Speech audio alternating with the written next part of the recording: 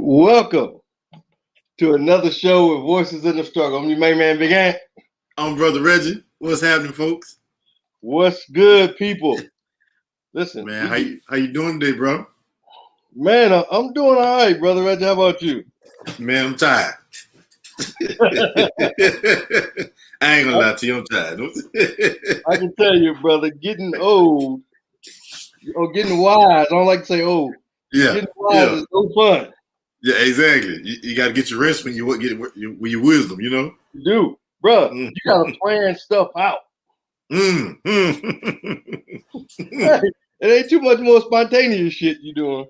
No. I hope you can follow through with it. Right. Leroy Harris from Hinesville, what's going on? Mike Kelly, what's up, brother? So what's going on? Yeah. So we had some really good shows lately, man. We've been talking about black love. We had some single black men on. We had some single black women on. Then we had some black couples on.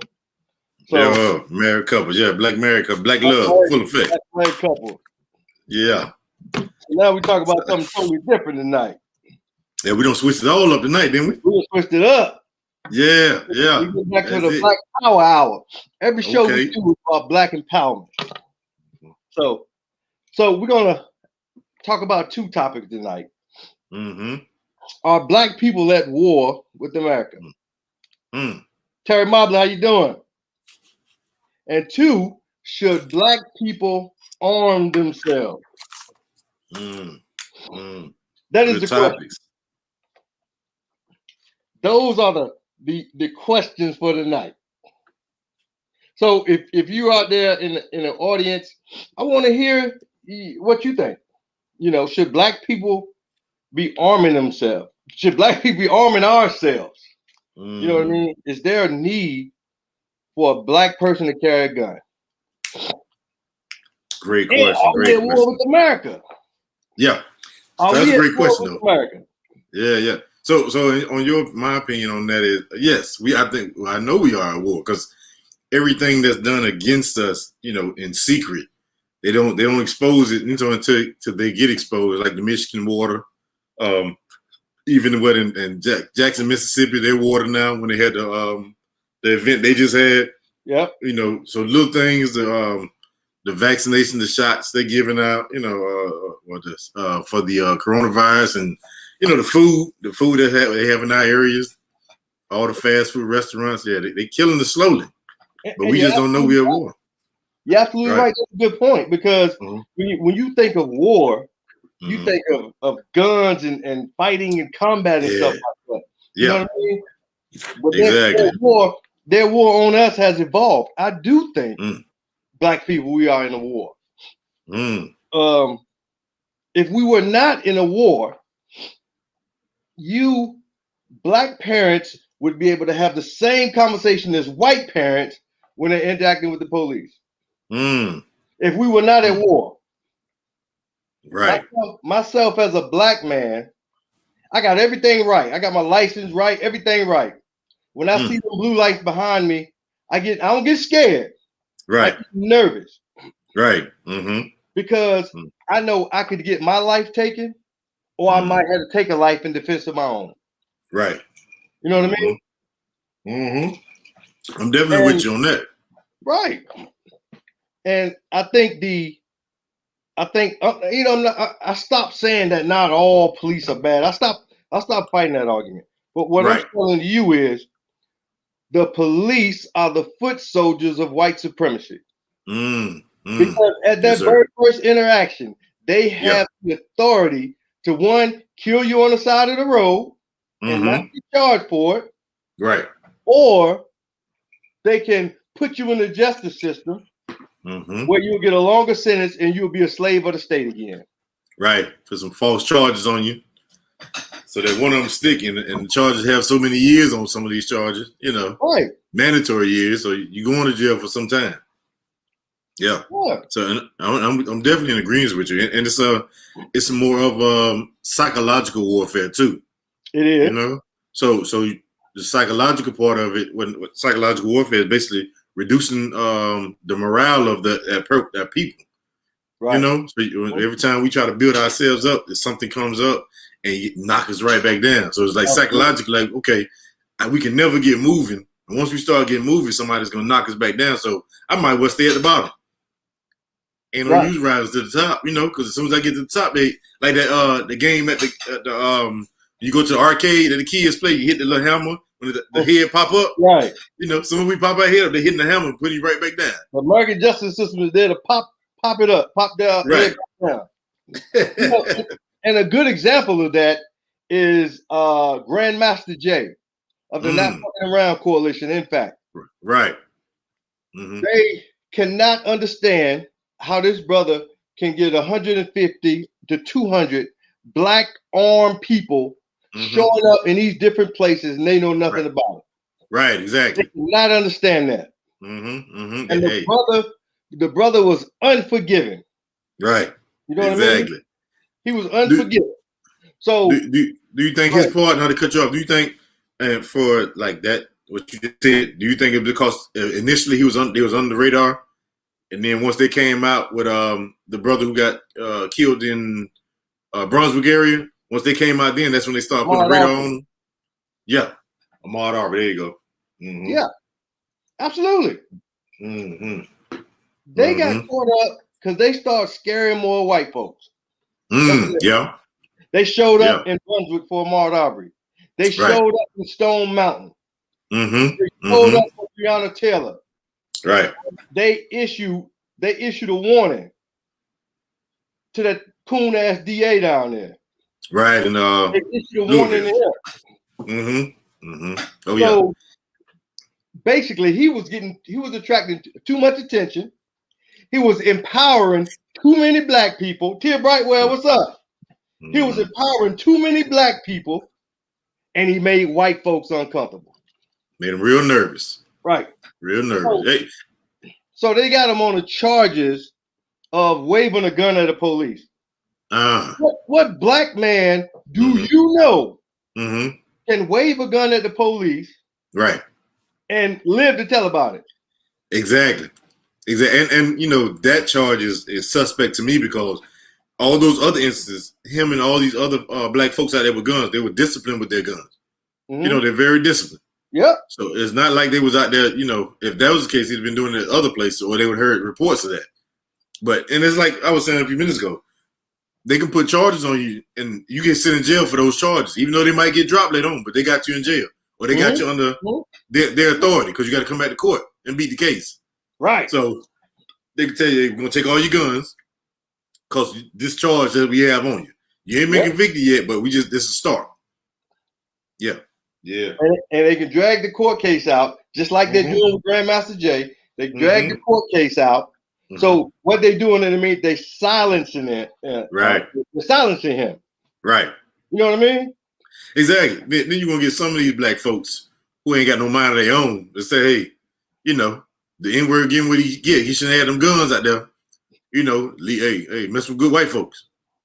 Leave let them do their thing. You know what I'm saying? They ain't hurt nobody. Right. You know, all of them ain't hurt nobody. Yeah, you know, all us ain't hurt nobody. You know, the man. But yeah, it's a silence. That's that part of that war that they have against us. They take out, you know, a potential leader of an organization. Like once you take out the head, the body goes. That's it. The body goes. And like you said, that's the psychological warfare that you see a brother with a gun. He's advocating for black people against an unjust justice system, holding them accountable. Right. Now, you know, the Black Panther Party, then the Not Fucking Around coalition, holding them accountable. And you still have some black people saying they got what they deserve. And that's a problem that we have. We have to fight each other before we can get out the door and fight the white man or fight the system. Right, exactly. We have to fight each other first. Exactly. And I know you've seen the movie Judas and the Black Messiah, right? Yes. Yeah, very powerful movie. I like the movie. I think I got to go do some more reading on the brother because I knew about him. Yeah, but I got to read some more on him. You know, I got to see because you know movies they don't tell everything. Yeah. So I got to see the real. But I think what we're talking about tonight, we was at war back then. Absolutely. You know, the brother knew all the brothers, the Black Panthers, they knew we was at war back then. And they, you know what I'm saying, perfect example, I showed tonight, they had guns. And the other thing is, we're talking about how they use our people against us. You know, so if you do some dirt, you get caught. Instead of doing jail time, we're gonna put all we need you to do is get the information for us. Right. So we can trump some charges on him or kill him. Right. You know? That's another part of the warfare that they have is non-combat, but it's warfare. That's true. That's true. Yeah. Take us out the game. Black people have always armed ourselves as a need. You know what I mean? Right. We have always had a need to protect ourselves. Right. Exactly. You know, first it was the Ku Klux Klan. You know, it wasn't until black men got armed that they stopped burning crosses in front of their yards. That's right. And nothing against the black church, got no illusion, folks, but it wasn't the black church that made them stop burning the cross. It wasn't the Bible verse that stopped making them burn a cross. Right. It was a black man with guns. There you go. There you go. Brothers like the deacons of defense. Deacons of self-defense and justice. Right.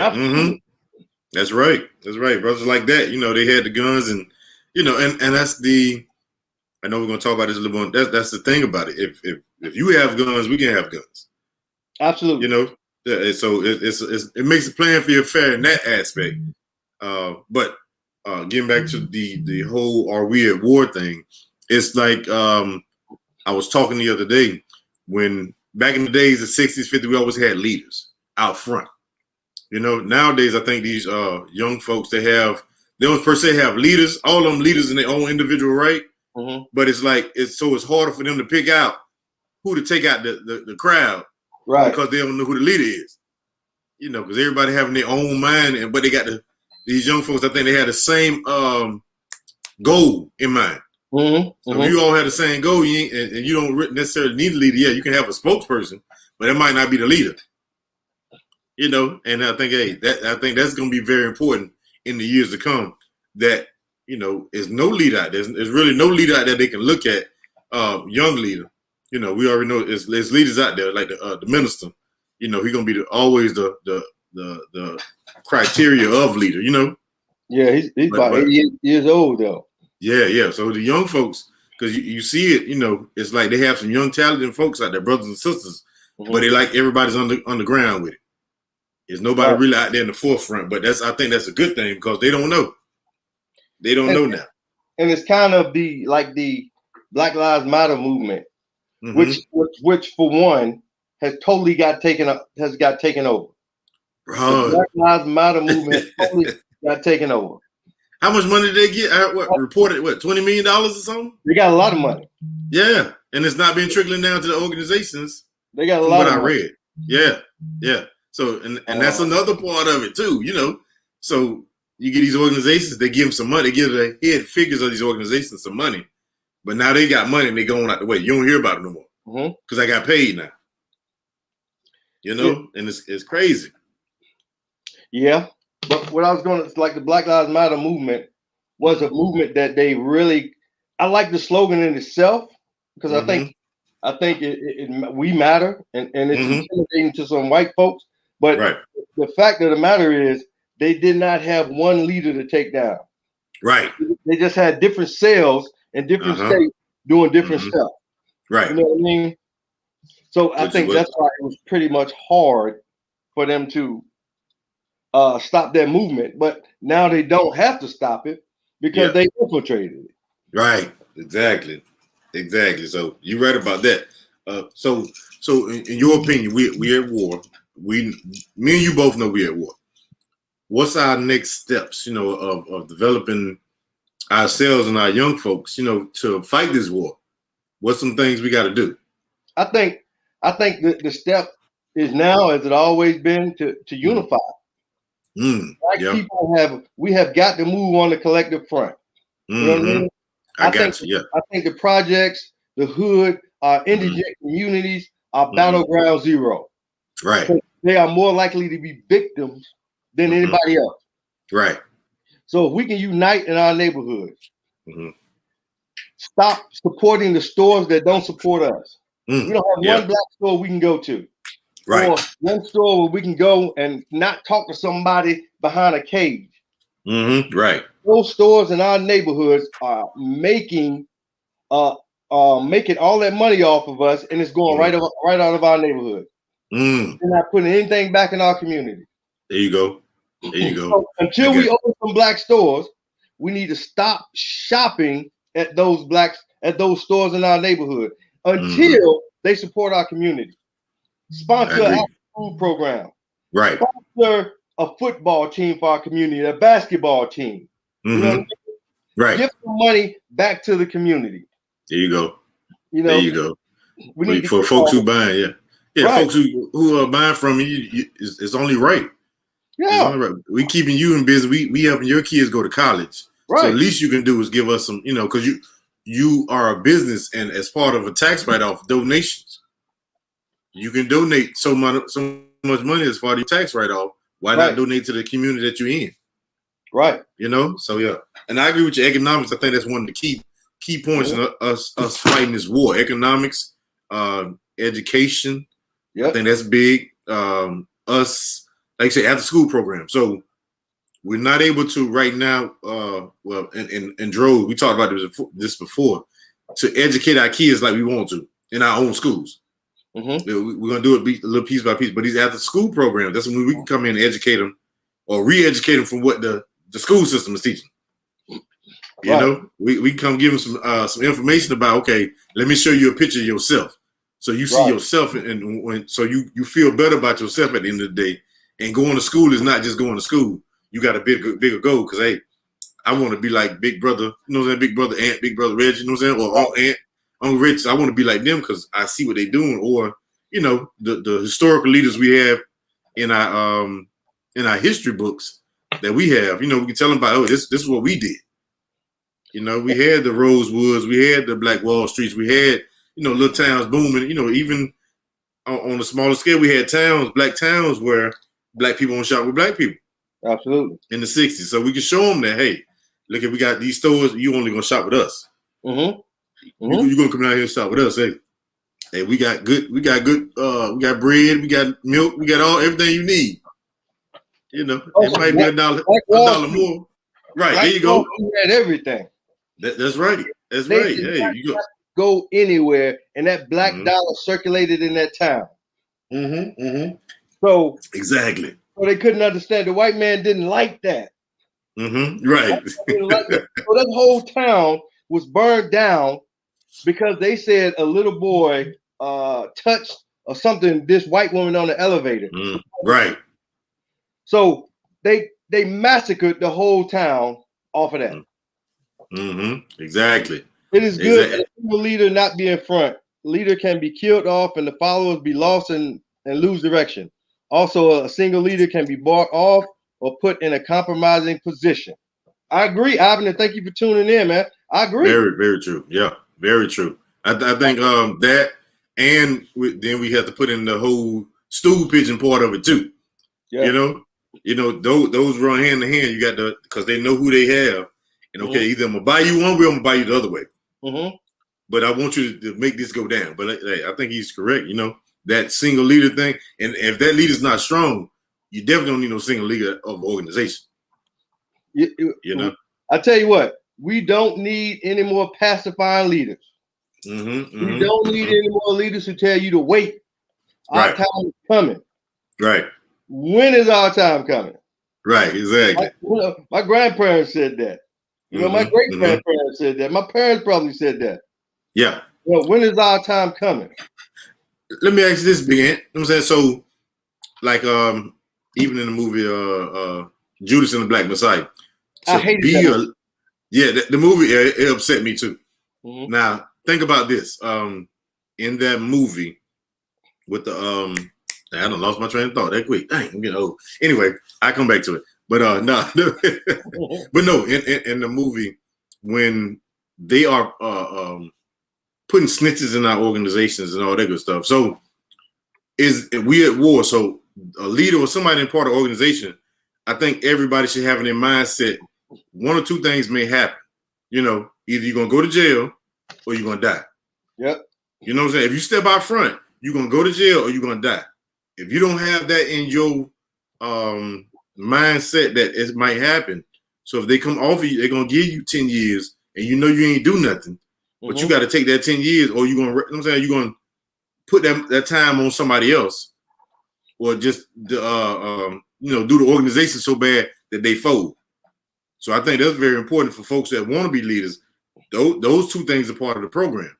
Yeah, I think we got to have a chain of succession. You know what I mean? About 5 or 6 deep. Right. This is our mission. This is our vision. This is our goals. You know, if one get knocked down, the other one pick it up and keep going, and that's how we keep organizations and keep grooming folks. Yeah, I have like a council. Huh? Like a council. You know what I'm saying? I have a council of folks. Yeah, like a war council. Yeah, you know what I'm saying? A council of folks that vote on things, make decisions. Not just one person. It's the council, and like you say, we have a figure person that's gonna go out there and talk. But we have a council that makes these decisions, along with the what we taking from the folks that's in the organization. You know, the opinions or the ideas they have, because we got some bright brothers and sisters out there that know some things, but everybody might not want to be up front. That's what I think on that. But yeah. Let me tell you why I didn't like the movie Judas and the Messiah. Talk to me, man. The movie focused more on a snitch. Right. Than all of the. That was a great opportunity to capture all of the good that the Black Panther Party did. I thought about that too. Judas and the Black Messiah. They concentrated more on a compromising Negro that they had their thumb on his back. That's the truth. And he was the first Judas. It didn't say the Black Messiah and Judas. It said Judas and the Black Messiah. Right. So yeah. They threw Fred Hampton in there a little bit, you know, for the revolutionary part of the movie to bait us in. But it was more about a snitch. Ivan Cohen, in my personal opinion, and it's just my opinion, Ivan, it was more about the Judas. It was more about the Judas who infiltrated the Black Panther Party. Right. Than all of the good the Black Panther Party did. Right. Exactly. I think that was really a missed opportunity. It was. They showed all the Black Panther radical parts when they were promoting the movie. The shooting and all that good stuff, yeah. Right. Many leaders are saying to be quiet, get along, be of good courage, and wait on the Lord. Timing is everything. Yeah. That's a good point, Dr. Hall. You have some Negroes that keep telling you to wait on the Lord. We've been waiting on the Lord forever. Jesus, take the wheel. You know what I mean? Hey, go ahead. I'm sorry. Go ahead. No, you can wait on a word from the Lord to fight. to fight, you do it. But if Jesus was coming back, why he didn't come back for 300 years in slavery? Why he didn't come back with Jim Crow? You know what I mean? So when is Jesus coming back? Right. We got to stop waiting on that. See, but Lord, I hate to talk about this again, but that is the problem with the black church. Not all black churches. And I'm probably not talking about your pastor if you listen to me, but but the black church is pacifying Negroes to make them smiling and singing and forgiving. And they are no good to the black community. Well, it's that whole you get your heaven when you die thing, you know, instead of getting your heaven now. Bro, you know, if I got to wait to die, it's right here and now. Right here and now. Your heaven and your hell is right here and now. That's right. Nobody came from heaven to tell you what it's like. Nobody gave you no report. Hell to tell you how hot it was down there. Your heaven and your hell is what you make it right now. Yeah, that's it. That's very true. Not all black churches.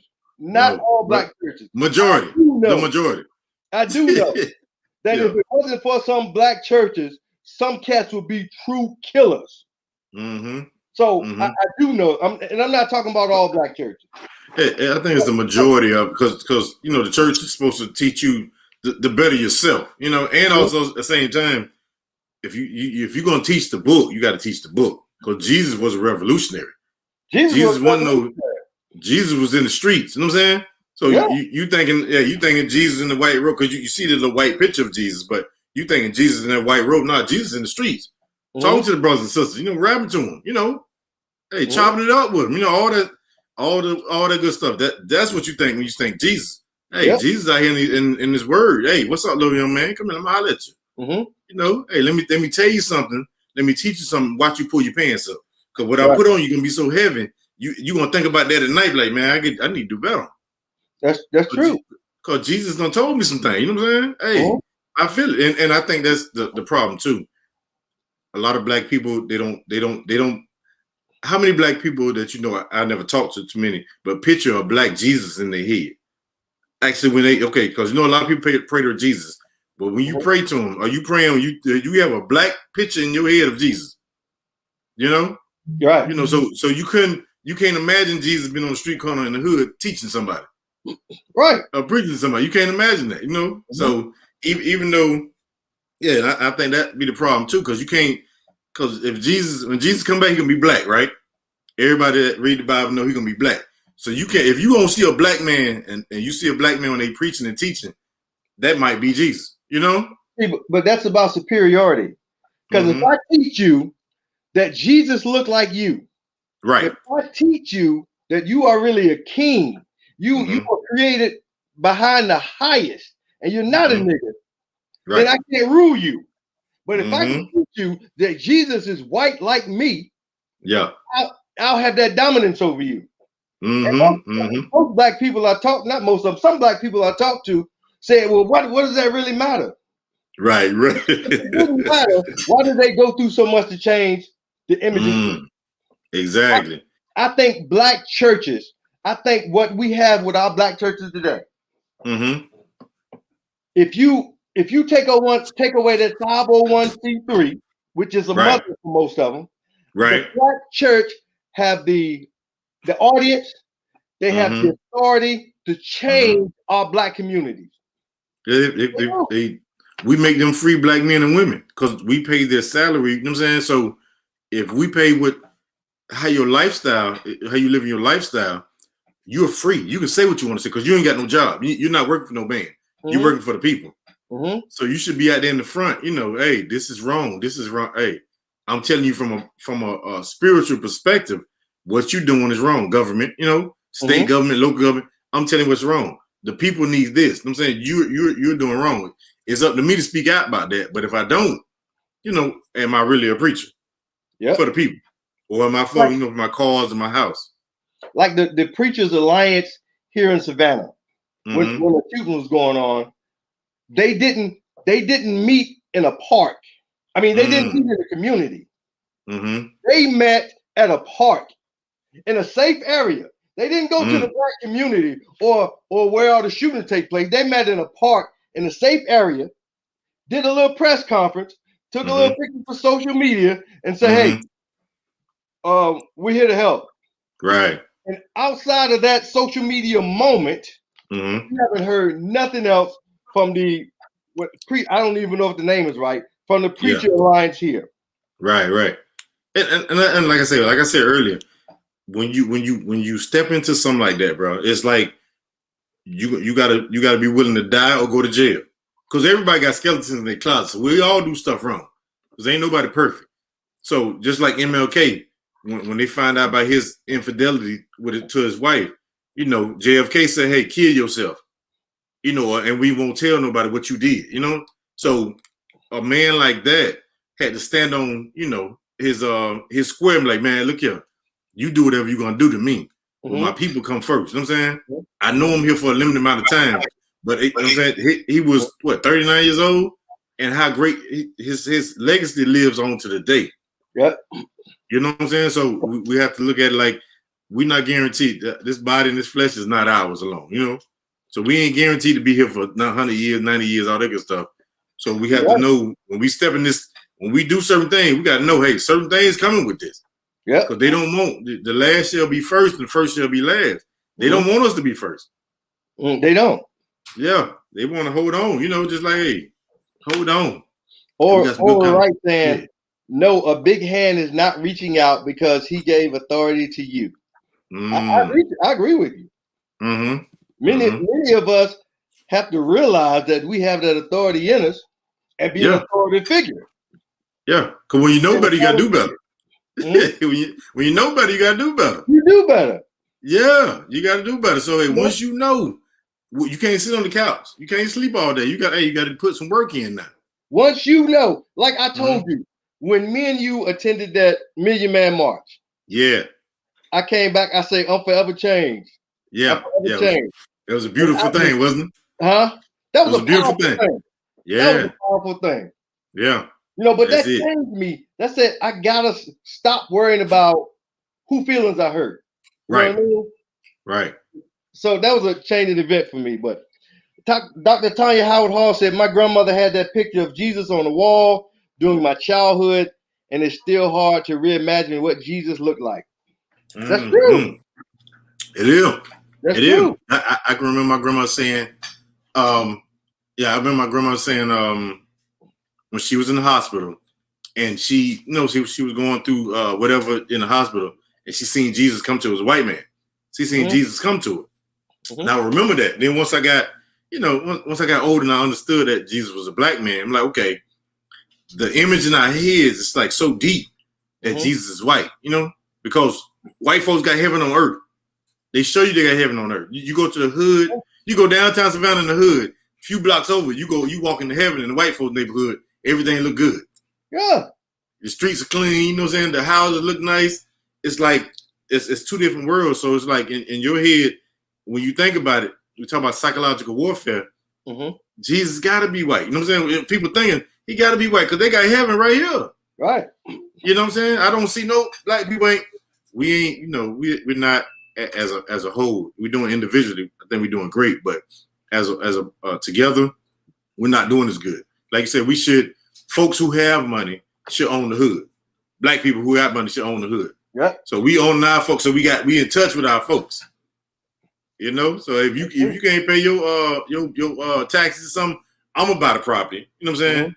And I'm gonna charge you a low rent or whatever because it's my property, so you can maintain. Because I know you ain't making them $8 an hour, $9 an hour. Yeah, and that's a part of that psychological warfare too. Yes. Black Empowerment Movement Association, one of the leading black organizations here, said our unity is power. Yes. Brother Roberson said, "Good evening, brother." Good evening.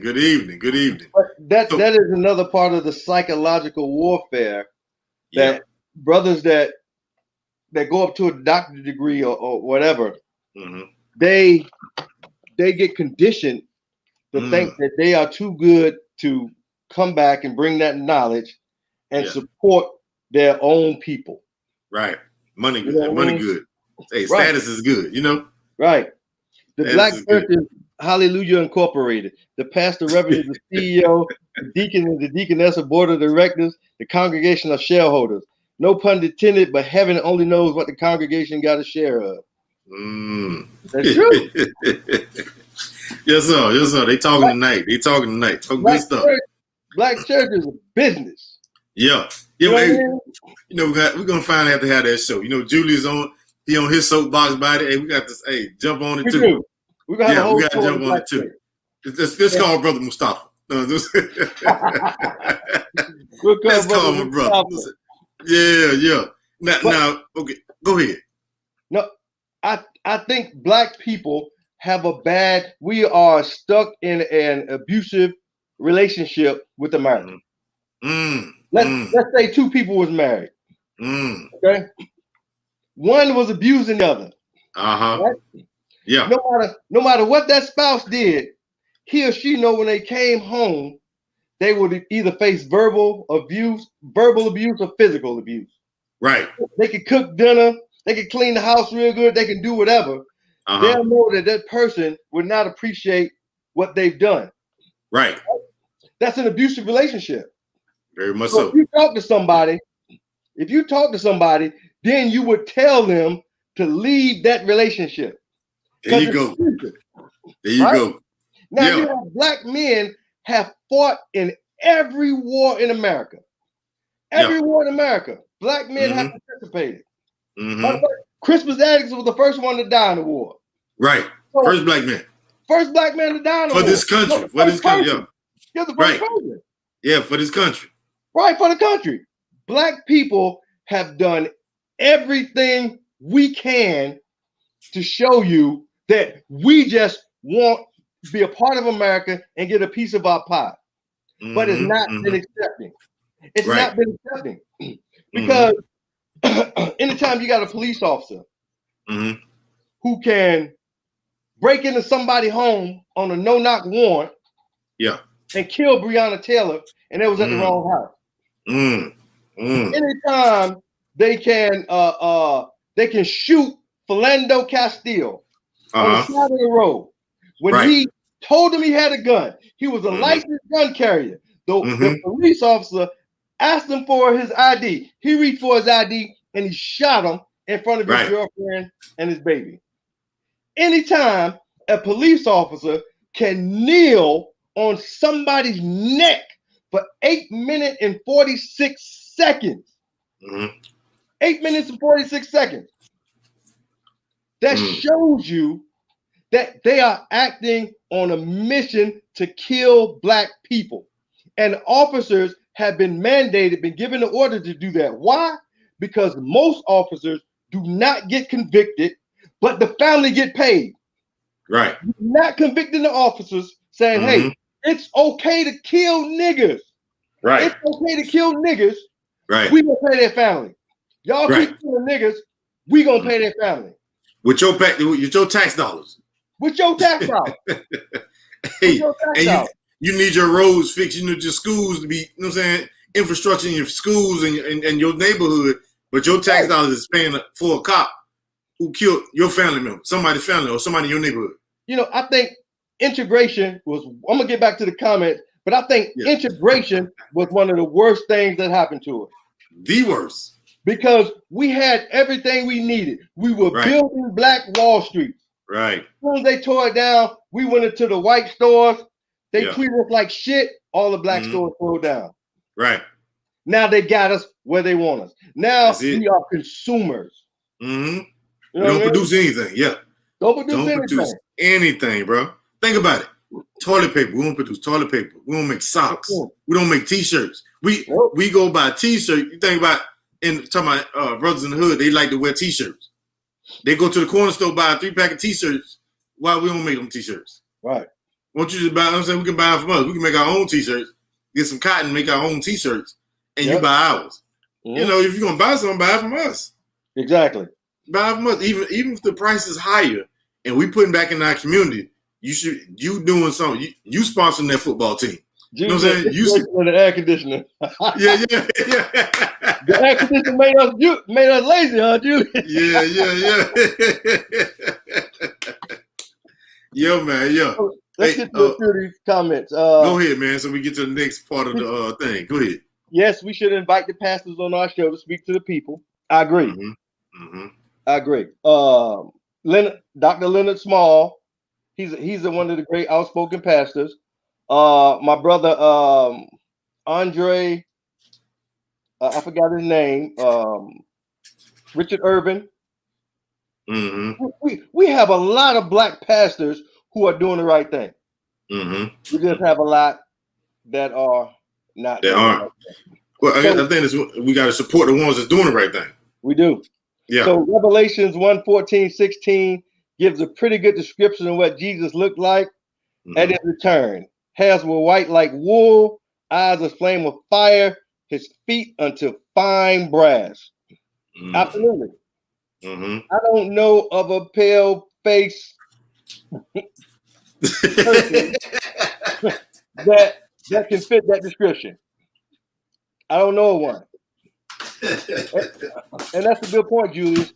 When we used to sit on the front porch, when my parents and their parents used to sit on the front porch in our communities, we knew everything that was going on in our community.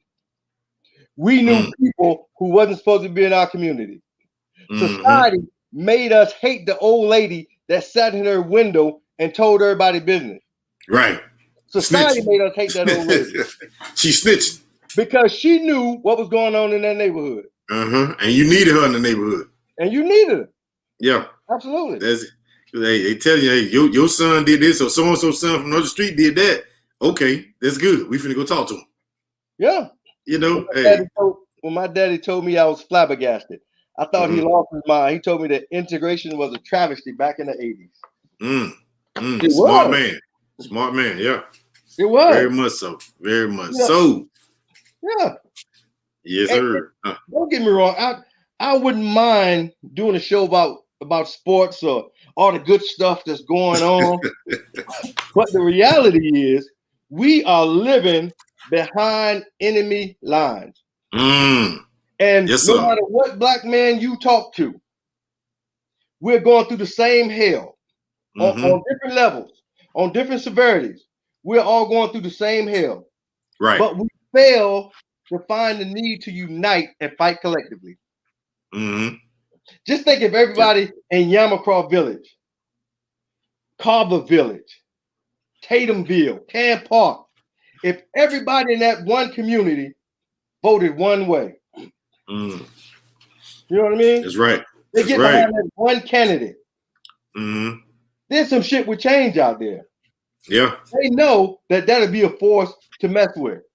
Right. If we don't do it this way, we'll lose 150 votes in Camp Park. You know what I mean? Yeah. We have to get to that point. Yeah, and we got to understand that we have the power to change laws. So a lot of these laws is on the book. If we vote the right way and vote for the right candidate, that's going to push the change to those laws. We can change some laws. You know, that's what we don't understand, that, hey, it's all about changing these laws, not just putting somebody in office. Hey, this is what we need you to do when you're up there. You know, enough of like minds, we can get the law changed. So, okay, we won't get, you know, these charges for this, you know, cocaine and all this good stuff, whatever they're charging us for. We can change these laws. That's true. Yeah. That's true. And in reference to gun violence and gun ownership, you know, as black people, we have to fight a two-sided front. Because we have to work to stop the gun violence in our communities. We also have to work to safely and responsibly arm black people. So we're fighting a two-sided fight there. Right. You know? We are fighting ourselves. So the question, like you said, the question is, hey, are you saying we should arm ourselves? Black people should arm ourselves. That's what you're saying? I'm saying we should arm ourselves safely and legally. That's what I'm saying. Because most of the time I'm out, I open carry. I carry a gun on the side of my hip. Everybody can see it. And I do that to change the sight picture of and getting them used to seeing black people with guns. Because if you see a white family with a gun, you would think they were patriotic. They were patriots. Right. But you see a black family with a gun, you would think they were thugs. You know what I mean? So we have to work to change that sight picture, because the only black people they talk about with guns are the people that's killing other black people that don't supposed to have guns. When they got illegal guns, yeah. Right. Not registered, yeah. That's the only black people they talk about with guns. But the National African American Gun Association was started to safely educate and arm black people. Talk about it, man. Let's talk about that. You know, what made you want to start that for this area? Hold on. Let's get to black people need to unite, just as guys have done on this platform. I'm loving it. Thank you all, and all things relevant media. Absolutely, we're gonna keep bringing it unadulterated truth. Me and Reggie are only allegiance is to the truth. That's it. You know. That's right. And you know, by us hooking up with all things media, all things relevant media. Yeah. That's how it should be done. A force connect with a bigger force. We'll reach more people. That's how it should be done. That's it. So I started I think it's a vacuum here in Savannah. You know, you have a lot of stuff in Atlanta, you have a lot of stuff in Jacksonville, but everything's kind of slipped over Savannah. So I started the chapter of the National African American Gun Association here. So we can be a part of the change to train black people on being safe, responsible gun owners. Right. COVID has really put brakes on our operation. But we are planning to get into the communities, into the black communities, right into the hoods. That's our mission. We don't. There you go. You know, we may go to Forsyth Park or whatever, but our mission is to train, educate, and arm responsible black people. So that's why I started that chapter here, and we're about 85 strong. And I think once the pandemic break, we're going to get out there and train some people. That's what it's about. Yeah, I think it's very important that black folks know how to use the gun properly. Like I say, we get put on the news for the senseless killings we have in our neighborhood, and most of these folks that's doing this, the guns are illegally owned, and they're just shooting. They don't know how to properly shoot. They shouldn't be shooting. We shouldn't be shooting at ourselves anyway. You know, you're supposed to be protecting your home, protecting your family. You know, and it shouldn't be over a dispute you have with somebody. I want to kill this N-word just because I'm upset with you. I disagree with you. You know what I'm saying? But like I say, it's proper. It's the proper use of those guns, which I have a problem. You know what I'm saying? Right, but that's part of our failure to unite. Because if I look at you like my brother, I know you're going through the same hell as I'm going through. And I know that I love you. Not that I don't know anything else about you. I just love you because you're a black person. It'll make it harder for me to kill you. Right. We would have a conversation before we get into anything. Yeah. Hold on. I just said integration amount to annihilation. Who is to say that Pookie and Ray Ray aren't getting their guns from Brubba and Jethro, who are so happy to sell what they got from gun shows? That's very true. Oh yeah. Yeah. We don't make no guns. Yeah, I've heard rumors where there have been guns, crates of guns dropped off in the hood here in Savannah. I'm quite sure. I haven't got anybody to substantiate that, but I've heard that rumor for more than one person. I'm quite sure. And just like they did the crack in the 80s? In the 80s, yeah. They put crack in our neighborhoods, then they gave us the guns. They gave us the means to sell the crack, and they gave us the guns to kill ourselves. Heavy machinery, yeah. Yeah. Why you need semi-automatic in the hood? What you gonna do with it? Mow down your brother. Right. Mow down your brother. Yeah. And I'm with you. Like responsible gun ownership is a must. Because we got a bad. We kill ourselves more than they killing us with these guns. You know, folks are not doing these, and even this, I think. You got to understand people's mindset. Everybody's not mentally stable to, if I have an argument with you, my wife or my girlfriend or my brother, why do the first thing come to my mind? Let me go get this gun and shoot him. Right. We were talking about psychological warfare earlier, the propaganda. So on TV, it shows us killing each other. So you think, well, on the videos, on the music videos, or the songs, let me smoke this cat, let me kill this cat, you know, my ops, all this good stuff. Like a video game, let me kill him. Yeah. You know, so it's in your mind, let me kill this joker. And, you know, like Dr. Tanya Howard Hall said, when we were kids, boys fought one day and we were friends the next day. That's right. That's right. That's right. Nobody killing nobody. Just like the civil rights movement in the 60s and everything else. When black people still wasn't working, how come there were no drive-bys then? How come there were no drive-bys then? Right. Because we had a sense of self. We knew who we were. That's right. That's it. We are under the illusion of inclusion right now. So they let one or two Negroes make it out the hood or do good and tell the other 98%, you can do it. Look what he did. Pull yourself up on your own bootstraps. We're not going to give you the job to do it. We're not going to make you economically sound to do it. Right. That's true. You know, I'm not one for violence. I'm definitely not one to turn the other cheek. I don't believe in that shit. I believe if you hit me, or I believe if I have to predicate violence against you, my job is to make you not want to raise your hand again. I'm not the turn the other cheek type brother. I'm not the non-violent type brother. But white people and the white supremacy system is not going to fall by us praying about it. It's not going to fall by us making friends. Because if I can go to an amusement park and I can go to the front of the line because I'm white, or if I can get pulled over, know I'm gonna make it, I'm gonna make it. I don't have to worry about a traffic stop. Or if I can walk into a store and know that I won't get surveillance because I'm white, why would I want to give all that up? Right. Why would white people want to give all of that up? We gotta take it. Yeah, it's it. It's ours. Yeah, it's ours. And the thing about it is, it's ours, and we won't do them like they did us. Even though and they did us, we won't do them like they did us. Yeah, and that's their fear. You know, ever since we got out of slavery, or they ended slavery, the white men had a fear that all these black folks running around are going to sleep with your white daughter, your white wife. Right. So they started laundering.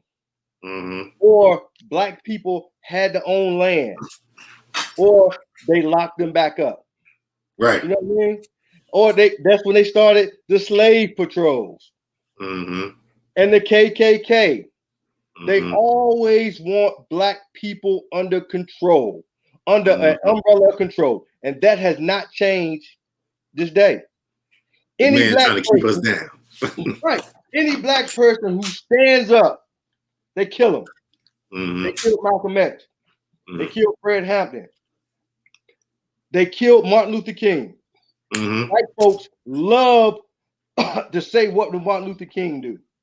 Right. White folks love to say that. But he was nonviolent and you killed him. Anyway, yeah. You killed him anyway. Right. Right. So it's the same thing with police.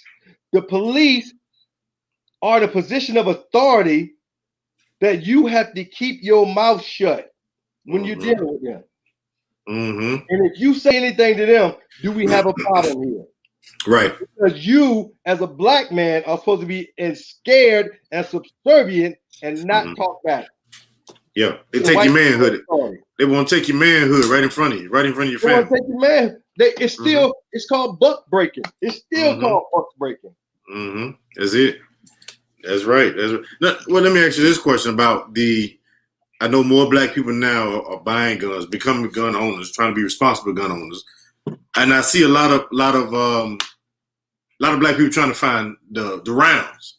You know why you think the rounds are so hard to find nowadays? For even with this COVID going on, I have my philosophy on why I think so. Why you think it's so hard to find rounds? I think it started with the pandemic. You know, people were scared of the pandemic and the shortage of everything. Then your president, my dog, Donald Trump, 4-5. He empowered and he emboldened white supremacists. So once again, black people bought weapons not out of fear, but for protection. So now everybody's interested in owning a gun. Right. So when you buy a gun, you have to get ammo. So the ammo shortage everywhere.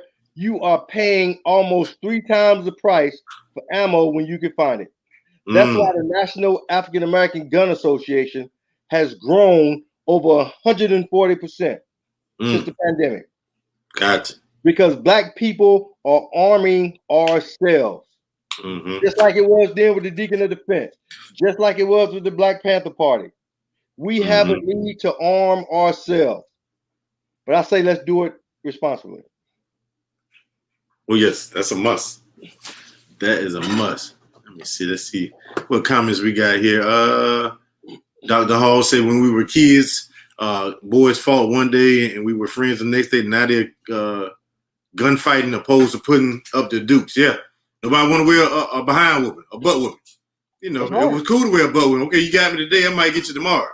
Right. But we're gonna live like Pops and Friday said, we live to fight. We live for another day, though. Very true. We live for another day.